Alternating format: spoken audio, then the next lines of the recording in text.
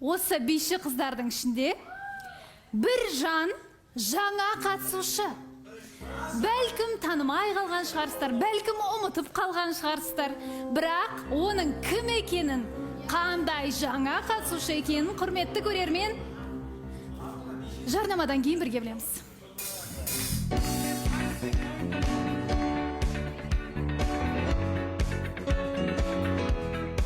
Мүмкін енді биші қыздар келіп отқанына қарағанда Арунама деп ойлап тұрмын. Мүмкін Ғалымжан. Мен ойлаймын енді бишілермен қатысы бар шығар, бошты Айнұр досым келіп қалды ма екен деп. Менің ойымша бір 5-ші маусымдағы Дана келген сияқты. Дана. Небір есімдер аталып жатыр. Ханым, негізі Ақтөре келе ма деген өткен түсінде көріп қалдым да. Бірақ қыз болғандықтан, мне кажется, Айнұр Самға, либо Жансая. Айнұр немесе Жансая. Қыз екеніне сенімсіздер ма? Бар сағам кеп тұр десең. Фатима ханым кеп тұр ау деп тұрмын мен. Ақтөре ма? Білесіз ғой, ол кісі де жақсы білейді. Иә? Алау Айгүл біраған отырған десең. Мүмкін, кім білсін? Басқа, енді көрермен де дәл қазір өздерінің интуициясын сынап көріп жатқан шығар. Болсақан, менің ойымша Нұрай деп ойлаймын. Жәнібектің артынан келген шығар мүмкін. Ал керек болса. Құрметті көрермен, қатысушылар, көруге дайынсыздар ма?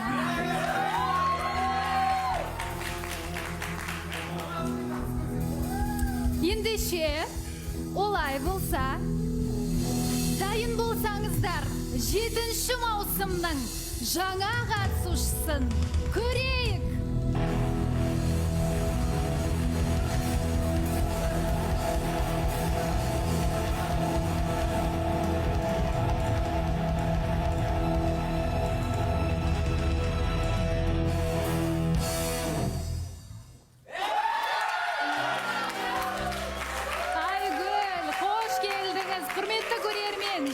Маусымның жаңа қатысушысы Айгүл, өздеріңізге жақсы таныс.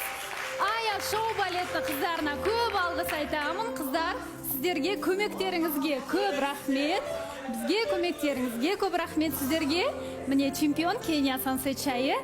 Өнерлеріңіз үстем болсын. Айгүл, қош келдіңіз. Жайғасыңыз. Түрлі нұсқалар айтылып жатыр, бірақ құрметті көрермен, бәлкім сіздер сағынған Айгүл келіп жатыр. Қош келдіңіз Айгүл, қалыңыз қалай? Жақсы ба? Қайырлы күн баршаңызға, қалайсыздар? Кәдімгідей шынымен де студия өзгеріп қалыпты.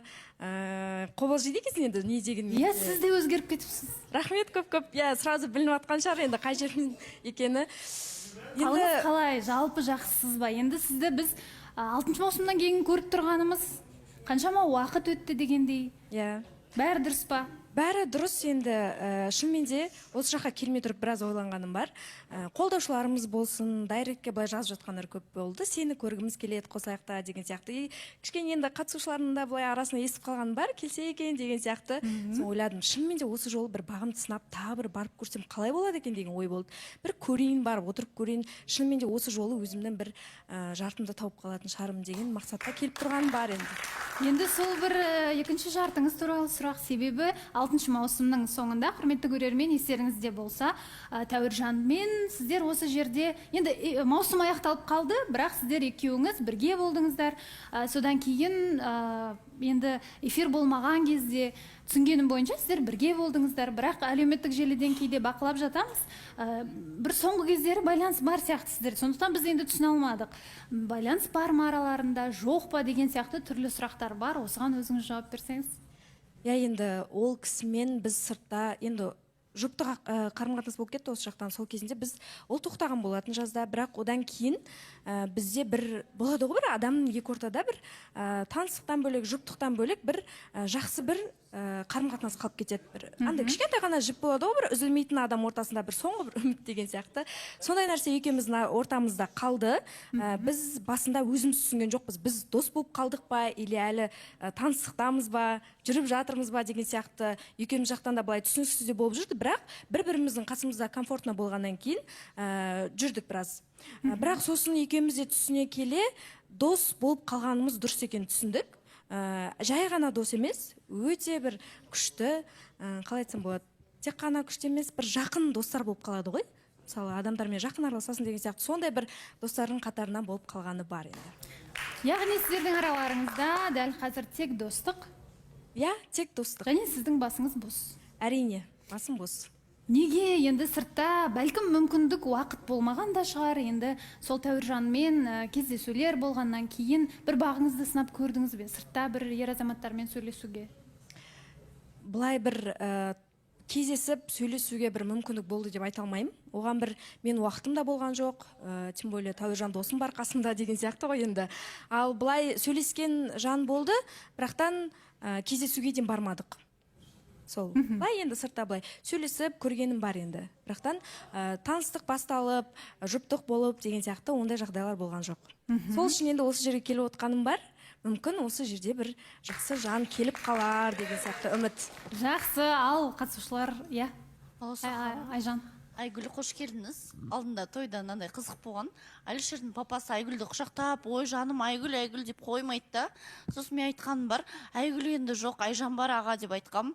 Бірақ оказывается, енді Айгүл де болады, Айжан да болады. Қош келдіңіз. Иә, рахмет, қош көрдік. О, қуаныштымын, Айгүл айналайын, жаным, қош келдің. Айтқам келді, иә. Осыдан кейін 2 күн бұрын ғана ма, мен айтқам не стримда ше, сұрап отыр ғой енді, кім келген қалайсыз, Айгүл деген сияқты. Мен өзім Айгүл айтқам негізі. Шынымен де мен жаным қаңырап бос қалып жатыр, өзім Құдай болсаң көршім ғой негізі. Всегда мен жанымда отыратын ғой бұл кісі. Аяу, анау. Шынымен де ше, Айгүлді шынымен өтім қатты сыйлаймын. Өзім жақсы көремін. Аяулымға басқа жаққа отыр деп тұрсыз ба? Аяу, ауырып отырмын деген бағана. Ана ауырып болсаң шетке қарай отыра берші деп жатқаным ғой. Қалайсың Айгүл, жақсысың ба? Айналайын, қош келдің, қуаныштымын шынымен. Енді бағана баласағам Алишер келіп жатыр, Аягөз келіп жатыр, бағана Айгүл келіп жатыр. Бүгін менің күнім деп айта аламын ше. Шынымен. Бүгін менің күнім екен, ойпайлай деп айтып жүретін болдым. Қош келдің, саған тек бар жақсылық тілеймін. Өзің жұбыңды тап осы жерде. Иә, қош көрдік Бекзат. Иә, рахмет көп. Мен де жаңа сыртта Алишерді көріп қалып, енді Аягөз екеуін көзімізге жылы көрінеді ғой, ыстық көрінеді деген сияқты. Бұрынғы қатысушылар болып отырдық, не дегенмен.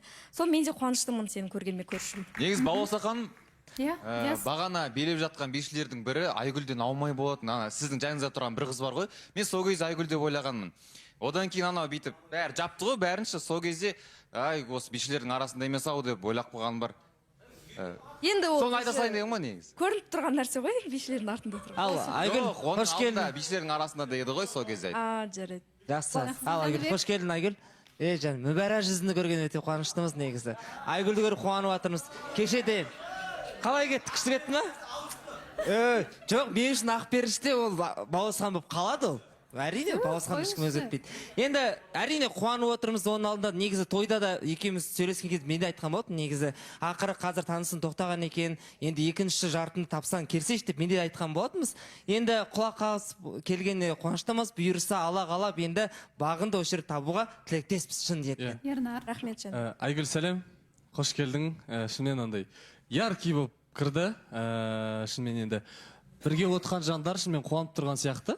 Келген қадамыма гүл бітсін дегім келеді. Сен де қуанып тұрған шығарсың, Ибра Вернер. Енді бірге отырдық қой деген, бірге отырған жандар оны қуанып тұрған сияқты деп жатқан екен, сұрап отқан. Иә. Әйтеуір қуанып тұрсыз ба? Иә, қуанасың ғой.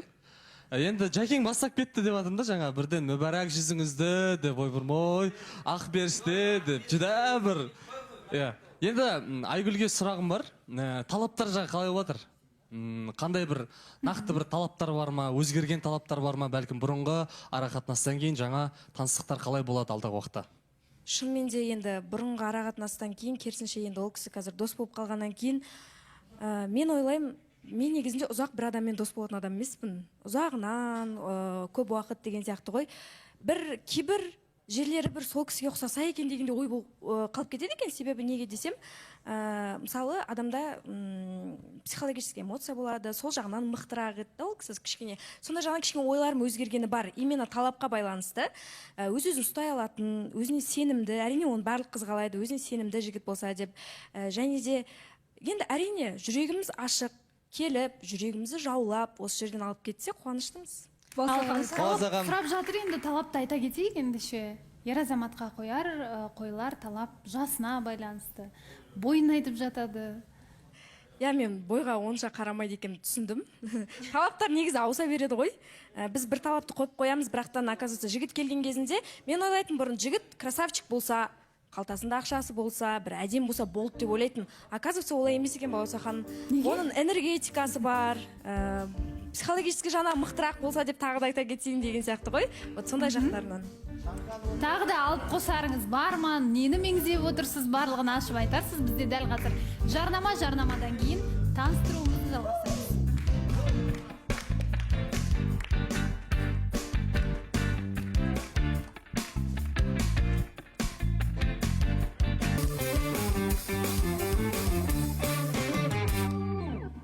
Құрметті көрермен, жарнамадан оралдық. Бізде 7 маусымның жаңа қатысушысы Айгүл. Және талаптарыңызды айтып жатқан едіңіз, толықтыра кетсеңіз.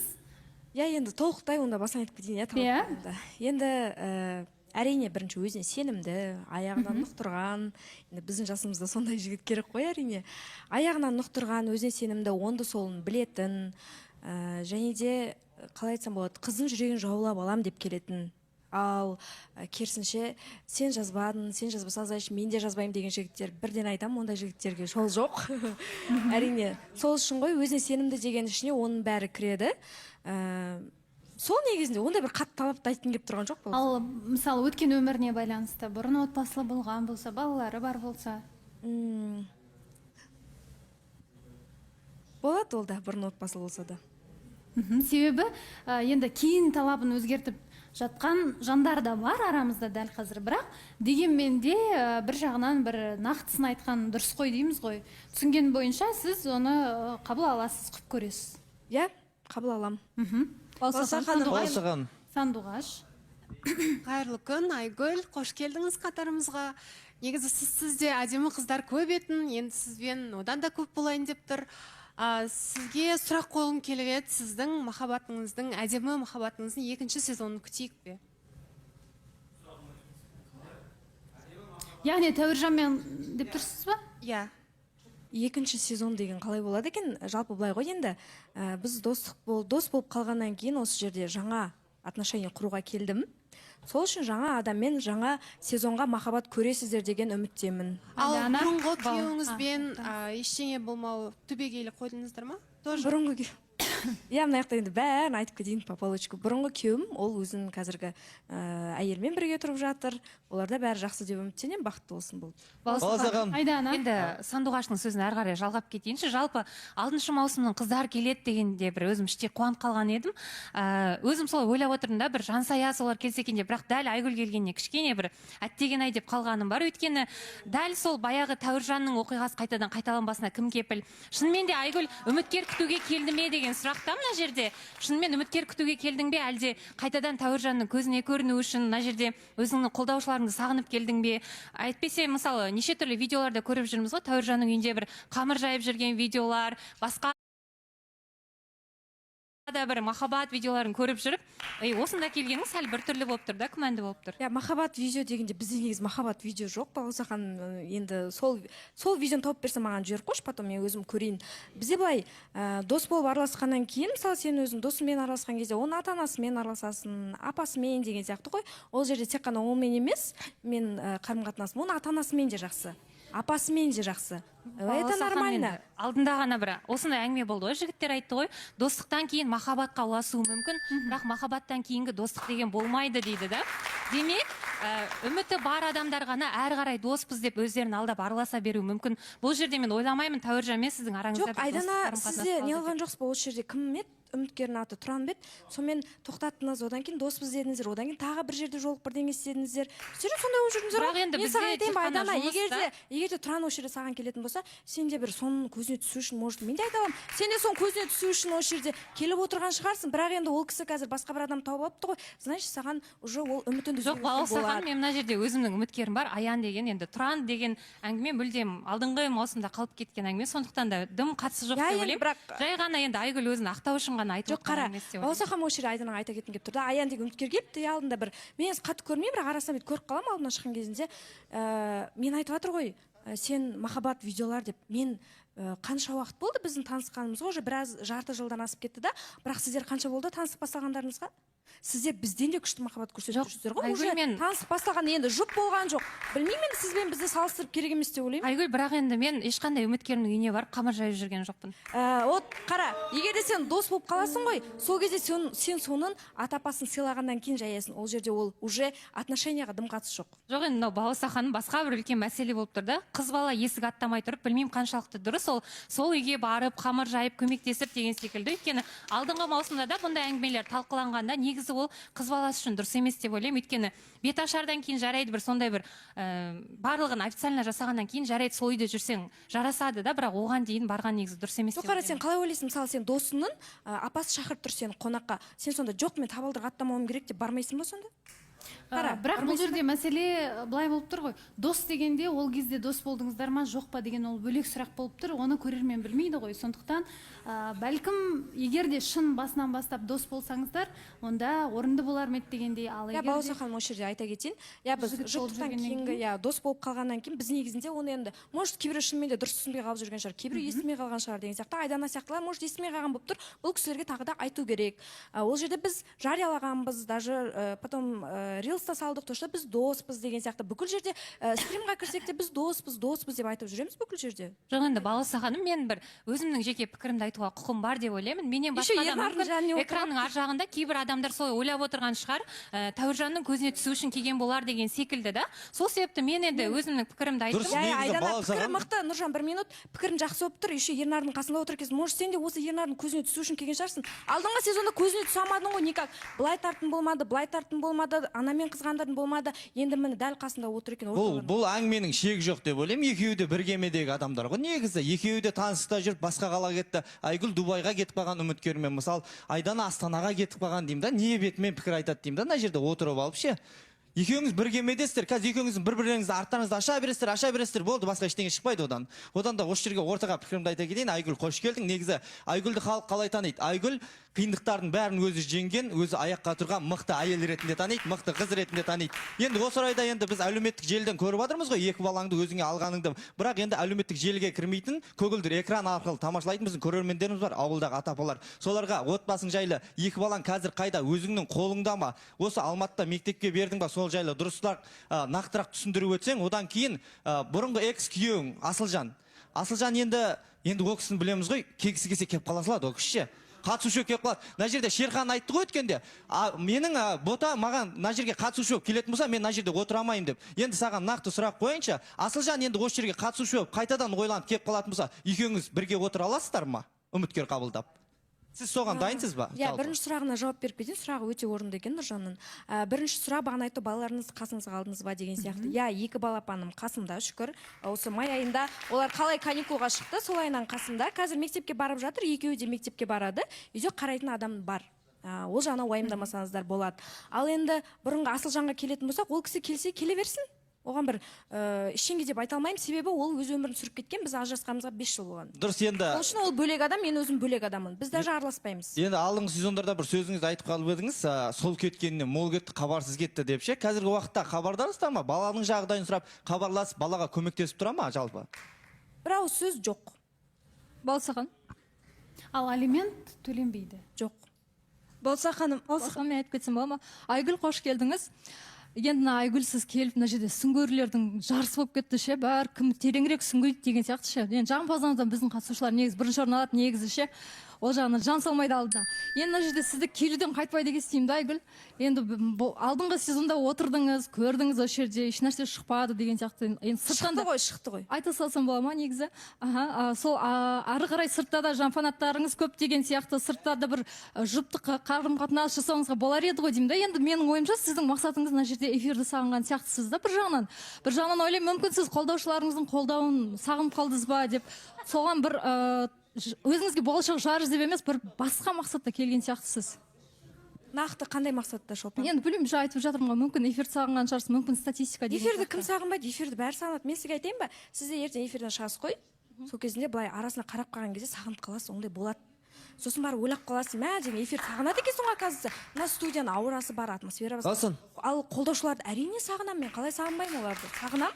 Балаусан, енді айтайыншы бір жағымпаз адам ретінде айтайыншы, мына жақта жағымпаз деп жатыр ғой негізі. Бұл адаммен шыны керек бұрыннан араласам, маусым біткен кезде де араласқым шыны керек. Бірақ енді мен ойлаймын Балаусан, бұл азап негізі Айгүл осында отыруға лайықты жанның бірі. Шыны керек қанша деген екі баласын асырап отыр. Жарайды, болды, Тәуіржанмен болмай қалды, бірақ енді ол өзінің бақытын мұнда табуға ол лайықты деп ойлаймын сонда. Келген орынды. Ақерке. Олса ханым, мына жерде Айгүл қош келдіңіз. Біріншіден, шынымен де сіз лайықты жансыз осы жерде отыратын. Бірақ мен Айдананың сөзін жалғап кеткім келеді. Негізінде мына жерде жар іздеуге емес, қолдаушыларыңызды қайтып алуға келген сияқтысыз. Себебі айтып кететін болсам, негізі Айгүл ханымның фан аккаунты қазір енді Перизатты қолдайды. Айданайка деген қыз. Соны сәл қызғанып, енді стримдарда да көріп қалдым, Айданайка деп екі жақтан бөліп жатқанды бір қызды. Сол бір қызғанып, менің қолдаушы еді ғой деген мақсатпен келген сияқты деп ойлаймын. Ойпырмай, айта кетсін. Иә, бұл жерде жоқ, қолдаушылар енді былай сыртта да қолдап отыр ғой, шүкір оған, Құдайға шүкір. Ол жерде біреуден қызғанып, зачем онда тұрған не бар? Енді Айдана екеуін бір-біріне қосылып жатыр екенсіңдер. Енді мен ойланып отырмын, Балауса ханым, енді түсініп отырмын, неменеге екеуі бір-біріне қосылып алып, мына жаққа атака болып жатыр десем, жарайды, оны бір толықтай айта кетпеймін, түсініп жатқан адамдар өздері түсініп жатыр деп ойлаймын, ал түсінбегендер түсінбей жатқан шығар. Главное, мына жерде енді біраз түсініп отырған сияқты, екеуі немене қосылып алып, маған кішкене былай Не себеп? Ашық айтса, ешкім білмейді мысалы. Жоқ, түсінетіндер түсінеді, негізі мен просто ашып айтқым келіп тұрған жоқ. Ашып айтсам қазір там мынандай әңгіме болып кетеді. Лучше тыныш қана отырайық. Айта кетсек бола ма? Ал сіздер сыртта байланыстасыздар ма негізі, қыздар? Жоқ, мүлдем байланысты емеспіз. Мен мына жақта шынымды айтайын, ешкіммен байланысты емес екен, бірақ әйтеуір Жанбекпен, Бекзатпен арасында сондай немен сөйлесіп қаламыз. Ну не бар деген сияқты. Балауса ханым, мен негізі бұл жерде қыздар айтқанда қосылмаймын. Қолдаушылар бұл кісі уже жасап тастады ғой негізінде. Мен бұл жерде таңғалып отырғаным, негізі қыз бен жігіт болып жүрдіңіздер да, енді Тәуіржанмен, бірақ та мен ойлаймын да, негізі қыз бен жігіт дос болуы мен ойымша мүмкін емес нәрсе сияқты. Бірақ сіздің ғана версияңызды тыңдадық та, Тәуіржанның тоже мүмкін өзінің айтатыны бар деймін да. Және де сізге сұрақ, екінші рет Тәуіржан сіздің артыңыздан қызғанып келіп қалса, сіз не істейсіз, екінші рет қабылдайсыз ба? Иә, былай ғой, сен айтып отырсың ғой бағана, жігіт пен қыздың арасында махаббаттан кейін достық болмауы мүмкін деген сияқты. Мен де негізі солай ойлайтынмын. Кейін сен де ол ойынан айнуы мүмкін. Енді мен айнып қалдым деген. Мен ойлаймын, Айгүлге біраз сұрақ қойылды, жауап берілді деп. Айгүл, қош келдіңіз. Біздің жаңа қатысушымыз, үміткер жігіттер, барлықтарыңызды күтеміз. Жайғаса қойыңыз.